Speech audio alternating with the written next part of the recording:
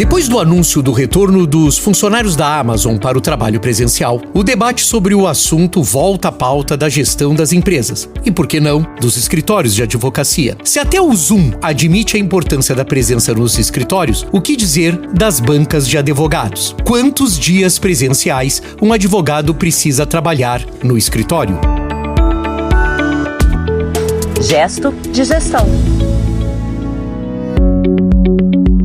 Muito bem, com a porta do estúdio trancada, começamos essa edição do Gesto de Gestão. Olá, André, tudo bem? Eu tô dizendo que esse bullying inicial, que os nossos ouvintes já perceberam na abertura, tá certo? Porque vocês acham que eu não ia voltar a esse assunto? Lógico que ia. Você avisou. Há 15 dias você avisou. Eu lembro assim, gravando de um lugar secreto e presencial. Exato, boa, Dani. Não vamos divulgar, e assim, né? E ó, um dia depois do meu aniversário. Então eu já tô mais tranquilo, passei de Já ano. cantamos parabéns, Já né? cantou Novo ciclo. parabéns, tá tudo certo. Mas assim, tá tudo bem, André? Tá tudo ótimo. Dani, tá tudo bem? Tudo ótimo. Muito bem, André, Porto Alegre. Pergunto, né?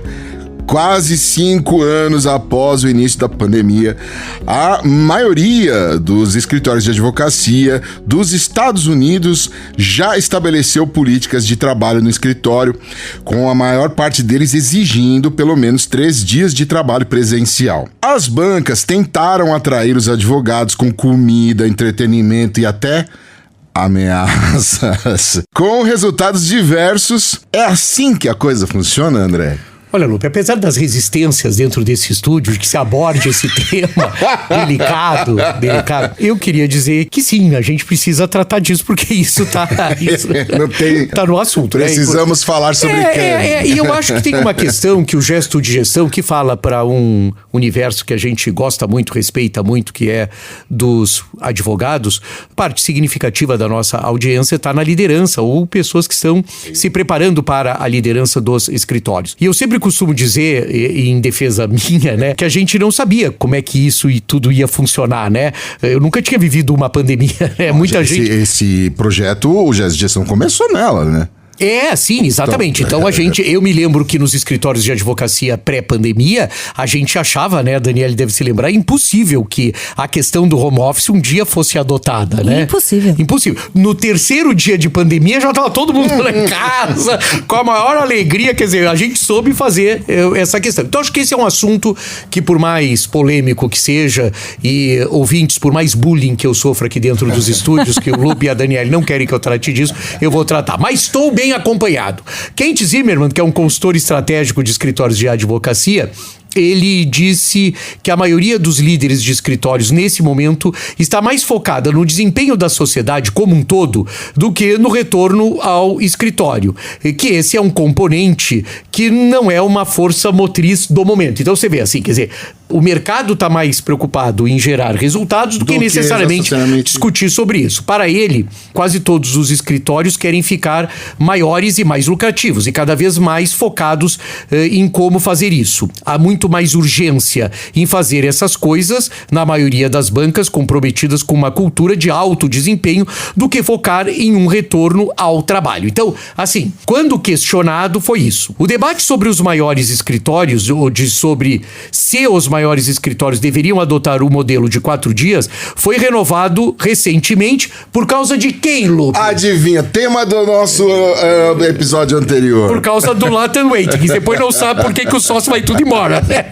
Descobrimos, depois de 15 dias, descobrimos por que os sócios vão tudo embora, que é por conta disso. Então, a segunda maior estrutura do mundo em receita, estimada em 5,6 bilhões de dólares, como falamos no último episódio, anunciou em um memorando que os advogados dos escritórios em Nova York serão obrigados a trabalhar pelo menos 4 dias presencialmente a partir de janeiro de 2025. Você vê, preservaram os europeus, Daniele, com medo daquela fuga toda. Imagina os europeus falar isso. Mas por que o assunto volta e por que o Zimmerman está respondendo a essas perguntas? Porque esse assunto foi estimulado num memorando para todo o escritório em Nova York, que a partir de janeiro de 25 não tem mais o sistema 3x2, ou seja, 3 no escritório, 2 em casa. Porque era assim, né, o sistema também, né? Era 3 no escritório, 2 em casa. Agora é 4 no escritório e 1 em casa. Interessante que nem esperam até setembro, normalmente,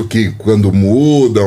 Não. Vai janeiro para quando voltarem das comemorações, de ano novo, já... Seu cachecol, enfim. A política de Nova York foi definida nesse memorando, ele foi assinado pelo Mark Jaffe, sócio-gerente do escritório de Manhattan, um homem que deve ser adorado, né? Um homem que deve ser adorado e admirado por todos. Ele afirma que o sucesso contínuo depende em grande parte de treinamento, desenvolvimento, colaboração e conexão uns com os outros. Então vamos lá, Daniele, treinamento, desenvolvimento, colaboração e conexão. E ele coloca: acreditamos que trabalhar e estar juntos pessoalmente é essencial, afirmou Jaffe, né? Vale lembrar que no mundo inteiro o Latam possui 3.450 advogados, parte significativa dessas, inclusive, é em Nova York. Quer dizer, vai ter trânsito, viu, Dani? Desamarra, Dani, por favor, gente. Desamarra, Dani. O que é isso? Dani, algum comentário, Dani? Muitos, é agora? Não sei, se não for ocupar toda... Até ali embaixo já. Começa agora ou depois?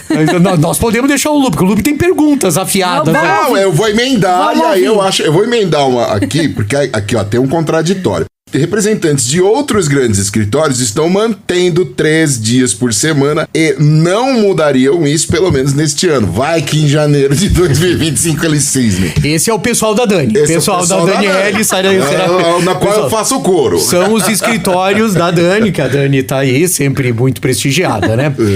Quando perguntado se estava mudando para um modelo presencial de 4 dias no escritório, os porta-vozes de diversos escritórios disseram que estavam explorando maneiras de aumentar o investimento numa terminologia, Dani, que eu achei sensacional, que eu queria. E eu acho que é isso que me motivou até a autorizar que a produção fizesse, que ele chamou de comunidades de trabalho. Achei muito bom isso. Não sei o que significa. Foi o Winston Straub, que é o 54º. Comunidades de trabalho. Para o trabalho presencial? Eu acho que tem uma coisa com esse sentido, entende? Quer dizer, transformar na realidade, e pode ser bem interessante. Aqui já são, vamos ver como é que a coisa anda aqui no roteiro, né? Mas o que eu entendi é o seguinte: eu não estou convidando você para voltar para o trabalho 3 ou 4 dias por semana. Eu estou convidando você para que a gente monte uma comunidade de trabalho. O que isso pode significar? É um nome simpático. É um nome em ascensão. Comunidade é uma coisa em ascensão. Eu tentando aqui fazer e o Lupe já veio com a já atravessei, perdão. Mas vamos lá. Enquanto isso, o Gene Cochran, consultor de longa data, já foi citado aqui até no Gesto de Gestão diversas vezes, ele é um consultor do setor jurídico, observou que os escritórios farão o que for melhor para os sócios e nada está fora de questão. Então ele não descarta nada. Abre aspas, se os sócios querem que os associados fiquem no escritório 4 dias de semana... eu vou ler aqui. Esse episódio merecia sem vídeo. Só na câmera, eu vou ler o que ele escreveu, mas eu não quero reações. Não desliguem, não saiam do episódio. Abre aspas, o que o Tim Cochran falou. Se os sócios querem que os associados fiquem no escritório 4 dias por semana, ou usem chapéus engraçados, ou cobrem 2.400 horas por 3 anos seguidos até que se esgotem e saiam, essa é a prerrogativa deles. Todo ano há uma nova safra de associados, muitos dispostos a fazer o que for preciso para ter sucesso. Se isso significa se esforçar no escritório apenas para ficar sentado sozinho o dia todo, interrompido periodicamente para uma chamada de Zoom com um parceiro, né, com um sócio sentado confortavelmente em sua casa de praia ou chalé de esqui, sempre há interessados. Desculpa, acha que ele pode ficar pior o negócio com Não, eu não sei se eu fiz isso. Será que a produção fez isso só pra implicar com a Dani? Eu tô desconfiado. Tô desconfiado que depois tô pegando no... O bullying não é com você, não. Não é comigo, não. Não, porque tô esperando a minha hora aqui. Porque tinha uma questão factual, né? Que era a questão do Latam Weight, que isso, perfeito, essa ela tá dada. Mas as matérias, ao saírem perguntando, quer dizer, é óbvio que o Tim Cochran é favorável favorável a essa retomada.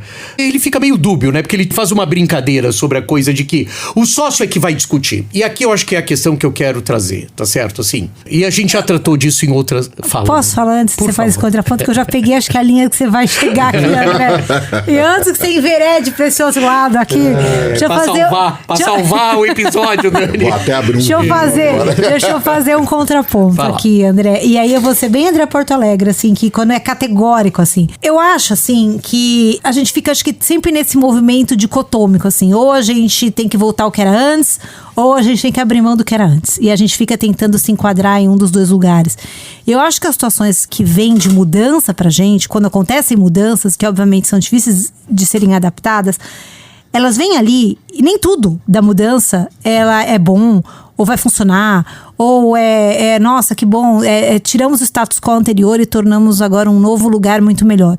A gente tem que estar aberto às mudanças pra gente aprender o que é bom, né, desse movimento de mudança. Então eu acho o seguinte, que a gente está num outro contexto de mundo, a despeito realmente desse polêmico caso da Amazon, né, e um dos motivos, né, da Amazon ter pedido retorno 5 vezes presencial é porque as reuniões elas ficaram improdutivas, porque as pessoas estão nas reuniões, mas estão distraídas fazendo outras coisas, porque é difícil você realmente conectar e propagar cultura à distância.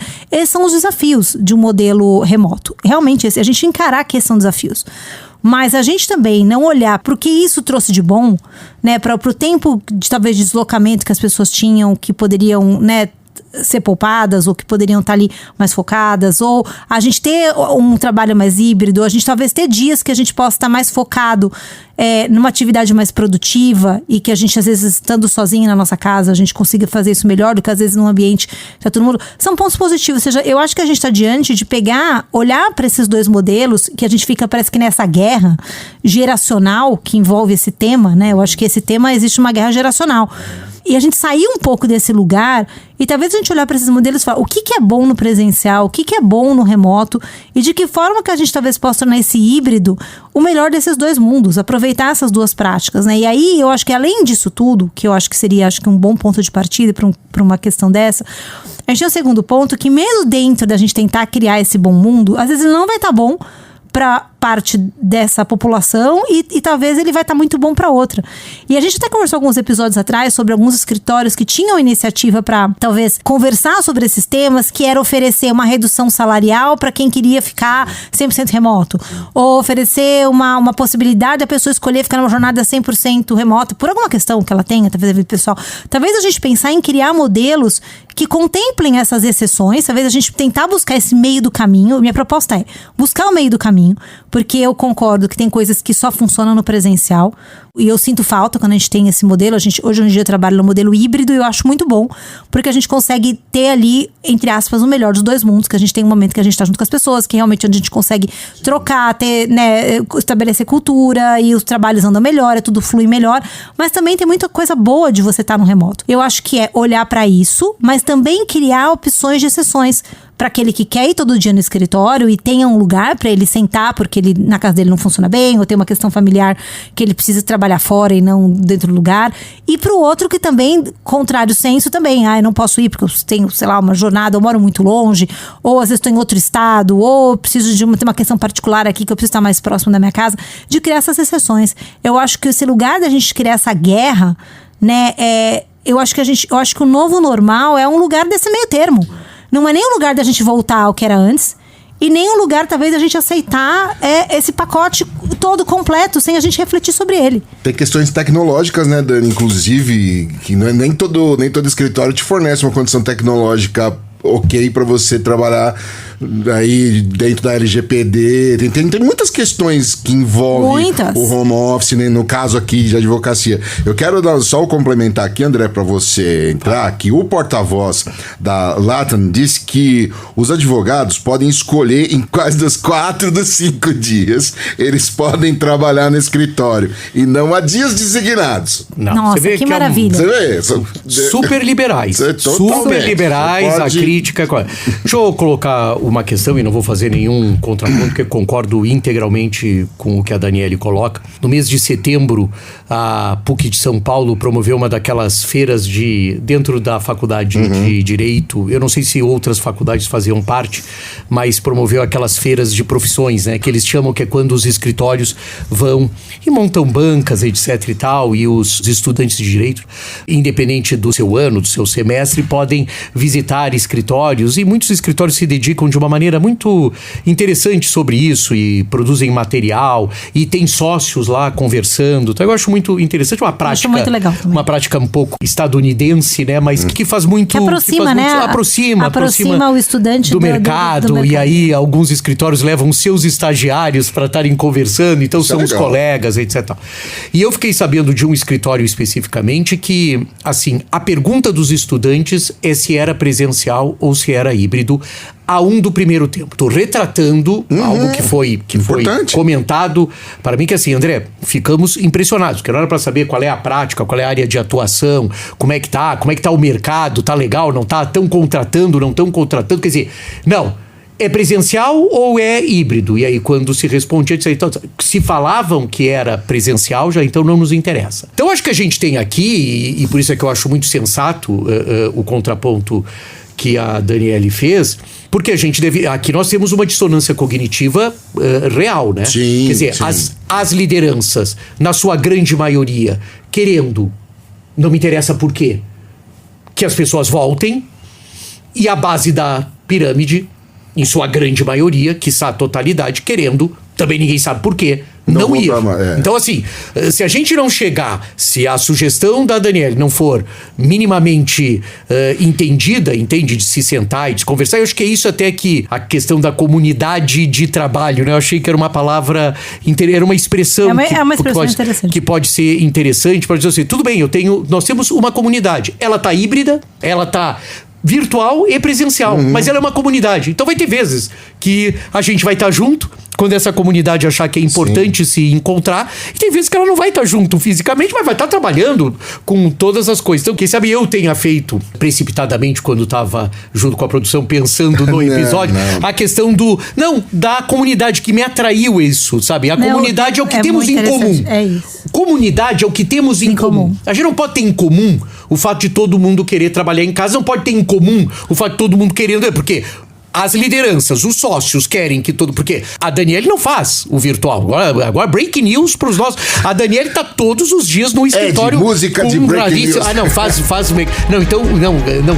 Tira a música do break news. Mas você vai muito pro escritório, né? Eu tô híbrida. Alguns dias eu acho que eu vou de 2 a 3 dias na semana só. 2 a 3 dias, mas você vai. Tá lá presente. E nos outros 2 remoto. Então é o break news que não valeu. E tem sócios no escritório que vão todos os dias. Tem sócios que vão, né? Era isso que eu tinha a ideia que tinha sócios que... Mas, isso. Só pra finalizar, e aqui eu acho que tem uma outra coisa também que você não se deu conta. Essa matéria, quem tá pegando esse assunto, adivinha quem é? Latam. Não. Woody. Não. Patrick. Estamos com saudade dele. Patrick vive. Patrick vive bem ativo, bem vivo. Bem vivo. E agora adoro uma polêmica. Essa é uma série de reportagens que o Patrick fez sobre essa questão da volta, motivado pelo Latam, que avisou que a partir de 2025 todo mundo trabalha, em Nova York pelo menos. E ao ser, Lupe, o que é interessante nisso é que ao ele questionar outras fontes, as fontes se negaram a falar, Daniele. Se negaram a comentar a decisão, se negaram a comentar, inclusive o Kirkland & Ellis. E aí eu achei interessante, porque tem muito a ver com a observação, com a sábia observação que a Daniele fez, porque o Patrick Smith, ele fala assim, o que comprova então o fato deles se negarem que o assunto é um tabu. Né? E eu acho que essa é a questão que no Brasil eu acho que a gente trata muito mal. E não estou dizendo que nos Estados Unidos eles tratam bem, mas eu acho que no Brasil, que é o que tá aqui, nossa realidade, a gente trata muito mal por conta desse exemplo, né? A liderança da advocacia, que era uma sócia de um escritório de advocacia que estava na PUC, e disse assim, André, eu fiquei impressionado, as pessoas, elas nem queriam conversar se você não tivesse. Quer dizer, é o que eu chamo, já usei esse termo aqui, então ninguém vai ficar ofendido, é a ditadura do júnior, né? É a ditadura do júnior. É o top-down ao contrário, né? É o down top. Porque os advogados, como não discutem as lideranças do escritório, agora eu vou ficar contundente. Como não discutem, Daniele, gestão, não conseguem nem resolver. A Daniele aqui fez uma intervenção precisa. Nós, nesse programa, pegamos a questão de comunidade de trabalho e fizemos. Pode estar aqui a solução. O que é uma comunidade? O que tem em comum? Vocês querem como é que a gente pode fazer isso? É o híbrido, etc. De que maneira? Como é que é feito? Por que é feito, né? Então acho que tem esse detalhe também, né, Daniel? Ouvir, né, as pessoas, né, Por quê? Por que é bacana? Eu ouvi aquele consultor quando fala, não me diga que a sua produtividade... Era um consultor de escritório de advocacia. Eu achei sensacional. Ali me deu uma questão. Não me diga que a sua produtividade aumenta quando você trabalha em casa. Eu não sei se eu quero você produtivo. Eu quero você. Essa reflexão foi muito bom. Né? Então, assim, vamos lá. Eu quero você como? Eu quero você. Esse é um contraponto muito legal para o presencial. Que pode estar dentro de uma discussão, né, de um consensual da comunidade. E também o que é produtividade. Aí a gente já vai começar, né? O que é produtividade? Mas eles usam a questão das horas. Sim. Com a coisa das horas, quando trabalha. Como é que é, né? Agora, claro, né, gente? A gente tá numa questão em São Paulo, as distâncias são terríveis. Tem questões que são práticas, deslocamento na cidade de São Paulo, nas grandes cidades brasileiras, é muito complicado. Então, eu consigo... Não, e vou colocar basicamente nesse poder, desde a pandemia, a gente, pelo menos na nossa realidade de escritório, a gente contratou muitas pessoas de fora de São Paulo, que são do Nordeste, que são do Sul, tem gente até que mora fora do Brasil. Então, e aí agora a gente vai fazer. Então, a gente vai ter todo mundo tem que... Vamos supor que fosse, né? Todo mundo vem presencial, exceto essas pessoas que são de fora de São Paulo. Então esses tudo bem. Mas, ou não, a gente vai demitir todo mundo que é fora de São Paulo, porque agora é todo mundo presencial e tem que todo mundo tá aqui. Ou seja, então, mas pros outros é muito importante, mas pra esses não é importante estar integrado. Ou seja, a gente... Por isso que esses olhares, que eu acho que são muito, né, inflexíveis, ou muito quem vence os lados nessa guerra, porque a gente tá maniqueísta, né? A gente tá total. Preto e branco não tem cinza mais nessa história. Que a gente, ou seja, que legal que vivemos um tempo só remoto pra poder perceber o que é bom e o que é ruim, porque tem coisa ruim. O que funciona e o que não funciona. E como é que a gente vai chegar nesse meio termo? Talvez ficar com o melhor dos dois mundos. Antes de você, eu só não vou prometer que é o último assunto polêmico do ano, porque ainda tem... Não, esquece, não prometa mais isso. Hoje é só 13 de novembro, um dia depois do aniversário de Alexandre Lupe. Já estou mais velho, mais experiente. Que ontem fez aniversário. Sim. Deixa eu falar uma coisa aqui. A Dani, ela tem cabelos, não digamos compridos, mas até um pouco depois do ombro, assim, pra você que não a conhece, cabelos lisos. Eu até hoje não entendi como esse cabelo não deu um monte de nó, porque o que ela traz, né, de assunto pertinente, como por exemplo, este que não sei se haverá tabu ou não, mas a Dani não é um tabu. E porque estou fazendo toda essa introdução para que o Ed coloque o nosso sinal sonoro para que venha o gesto de inovação. Olá, ouvinte. Estamos vivendo uma grande era de mudanças no direito, vocês já sabem, e eu falo disso todo episódio. Impulsionada, né, grande parte pela tecnologia. A IA está revolucionando escritórios de advocacia e departamentos jurídicos também. Mas o que eu quero dizer aqui é que a tecnologia ela vai muito além do olhar sobre eficiência. O foco que eu queria dar hoje aqui no nosso episódio é sobre o que a tecnologia está fazendo pela justiça. Ela está tornando mais acessível para todos? Eu acho que esse é um grande impacto de reflexão. Tribunais em várias partes do mundo já estão adotando IA para facilitar o acesso à justiça.